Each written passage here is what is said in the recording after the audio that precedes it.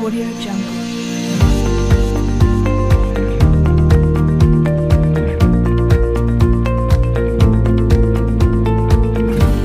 Audio Jungle.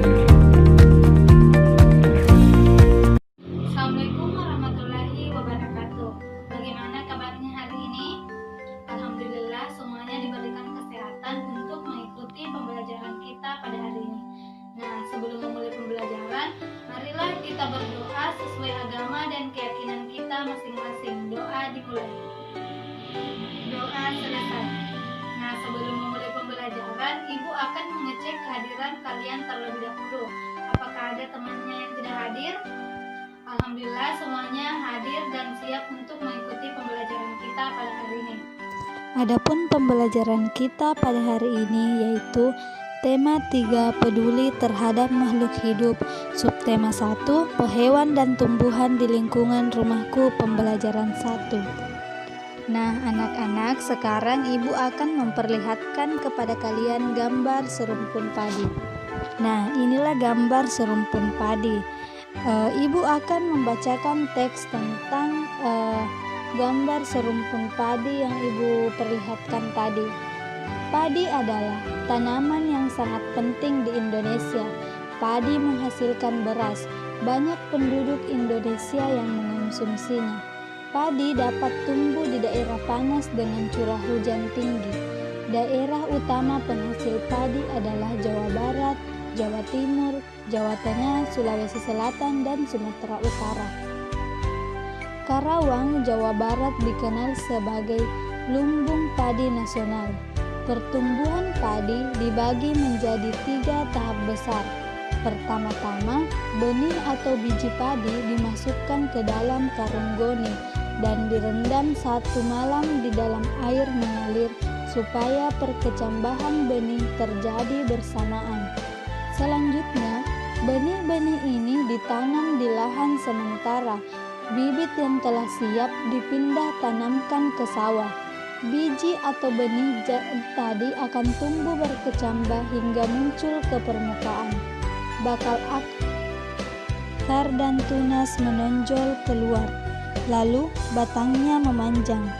Petani juga mengairi, memberi pestisida dan pupuk pada tanaman ini. Selanjutnya, tanaman padi berbunga hingga gabah matang, berkembang penuh, keras dan berwarna kuning. Gabah adalah bulir padi yang terbungkus dalam sekam atau kulit padi. Gabah ini nantinya yang akan dijadikan benih lagi. Tahap pertumbuhan padi berlangsung antara 110 hari hingga 130 hari.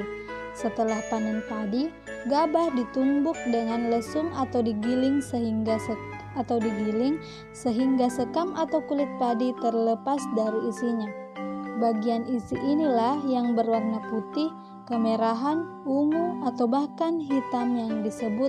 Nah, anak-anak, itulah tadi bacaan tentang serumpun padi. Sekarang Ibu akan mengajukan pertanyaan. Apa yang kalian ketahui tentang tanaman ini? Ya, silahkan Vira. Jadi betul sekali jawabannya ya. Jadi isi bacaan tersebut yaitu tentang tahap pertumbuhan tanaman padi. Nah, pertanyaan kedua, mengapa tanaman tersebut penting bagi masyarakat Indonesia? Ya, siapa yang bisa menjawab? Ya, silahkan Naya. Ya, betul ya jawaban dari temannya. Jadi tanaman tersebut penting bagi masyarakat Indonesia karena sebagian besar masyarakat Indonesia mengkonsumsi nasi sebagai makanan pokok. Nah, pertanyaan ketiga, di mana tanaman tersebut dapat tumbuh? Ya, silakan. Ya, betul sekali ya. Jadi, padi dapat tumbuh di daerah panas dengan curah hujan yang tinggi. Pertanyaan yang keempat, berapa lama proses tanaman tersebut tumbuh? Ya, silahkan Tia. Jadi, proses tanaman tersebut tumbuh antara 110 hingga 130. Nah, adapun pertanyaan terakhir yaitu Apa yang dimaksud dengan gabah? Bagi anak-anak yang bisa menjawab, ibu akan memberikan hadiah kepada kalian. Ya, silakan Fitri. Ya, betul sekali yang dikatakan oleh temannya bahwa gabah adalah bulir padi yang terbungkus dalam sekam atau kulit padi. Anak-anak, Indonesia memiliki beragam tumbuhan yang dapat dimanfaatkan sebagai makanan pokok. Beras, sagu, dan singkong adalah beberapa di antaranya. Di daerah kalian pasti banyak tumbuhan yang dapat dimanfaatkan. Ada mangga, pisang, seledri, tebu, atau lainnya. Pilihlah salah satu tanaman yang sering kamu manfaatkan dalam kehidupan sehari-hari. Tulislah pertanyaan kalian sebanyak-banyaknya tentang tanaman tersebut. Pertanyaan kalian harus dapat menjawab rasa ingin tahu kalian. Nah, karena kalian telah membuat pertanyaan tentang tumbuhan yang dapat dimanfaatkan, sekarang silahkan kalian menulis 3 tahap pertumbuhan padi pada diagram yang tersedia. Bagaimana diagramnya? Apakah sudah selesai? Ya, silahkan mengumpulkan pekerjaannya dan ibu akan periksa jawabannya. Nah, ibu sudah memeriksa semua pekerjaan kalian. Semua jawabannya benar ya. Jadi, ini merupakan diagram tentang pertumbuhan tanaman padi.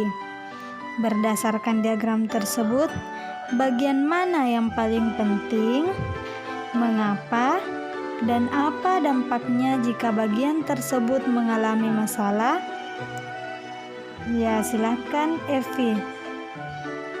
Jadi betul sekali yang disampaikan temannya, bahwa berdasarkan diagram tersebut, bagian yang terpenting adalah bagian yang kedua, yaitu biji akan tumbuh bakal akar dan tunas menonjol keluar lalu batangnya memanjang.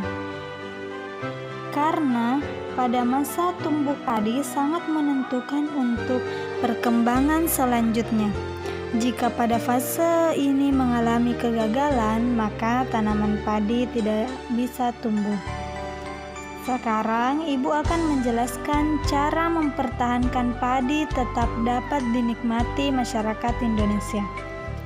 Jadi, cara mempertahankan padi tetap dapat dinikmati masyarakat Indonesia yaitu: yang pertama, menjaga bibit agar dapat ditanam kembali.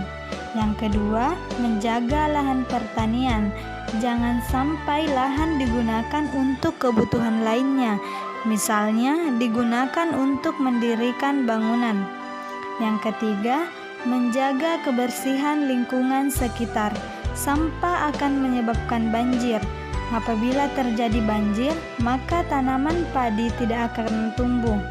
Yang keempat, saluran air dijaga agar tetap mengalir. Yang kelima, penggunaan beras yang tidak berlebihan. Jumlah penduduk yang meningkat akan meningkatkan kebutuhan yang besar terhadap padi. Penggunaan beras sesuai kebutuhan akan sangat membantu. Nah, anak-anak, itulah tadi cara mempertahankan padi agar tetap dapat dinikmati masyarakat Indonesia. Sekarang perhatikan gambar berikut. Anak-anak, pernahkah kalian main ke pantai? Pantai adalah daerah yang berbatasan langsung dengan laut. Pantai ada yang landai dan ada pula yang terjal. Pantai yang landai biasanya digunakan untuk objek wisata.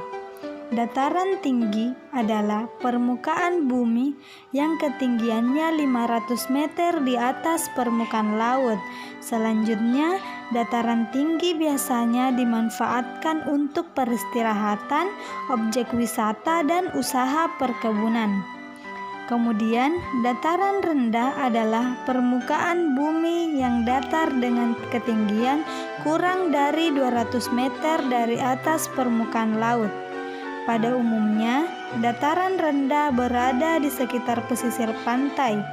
Dataran rendah banyak digunakan untuk berbagai keperluan, di antaranya pertanian, peternakan, perumahan, dan industri serta beberapa jenis kegiatan perkebunan seperti perkebunan kelapa dan tebu. Sekarang, kalian menuliskan pertanyaan pada kolom yang tersedia. Sebelumnya, Ibu akan memberikan contoh isian tabel untuk daerah dataran tinggi dan dataran rendah. Ya, nanti kalian melengkapi untuk daerah pantai. Nah, inilah contoh pengisian tabel daerah dataran rendah dan dataran tinggi. Untuk daerah dataran tinggi, ciri-cirinya yaitu ketinggiannya 500 meter di atas permukaan laut. Sedangkan dataran rendah ketinggiannya kurang dari 200 meter di atas permukaan laut.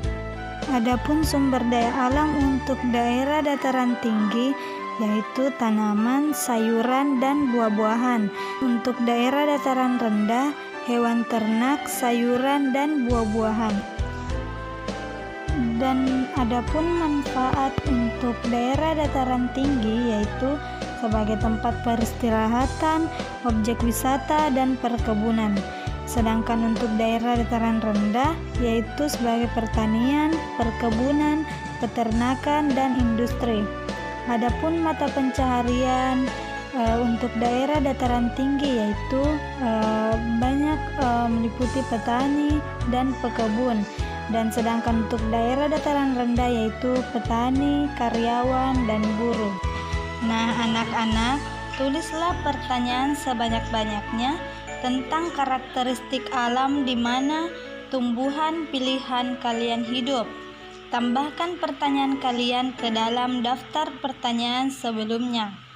Nah, sekarang kalian memiliki daftar pertanyaan yang sangat banyak dan beragam mengenai tumbuhan yang kalian pilih. Serahkan daftar pertanyaan kalian kepada Ibu. Nah, mungkin itu saja pembelajaran kita pada hari ini. Sebelum pulang, marilah kita berdoa sesuai agama dan keyakinan kita masing-masing. Doa dimulai. Doa selesai. Lebih dan kurangnya mohon dimaafkan. Assalamualaikum warahmatullahi wabarakatuh.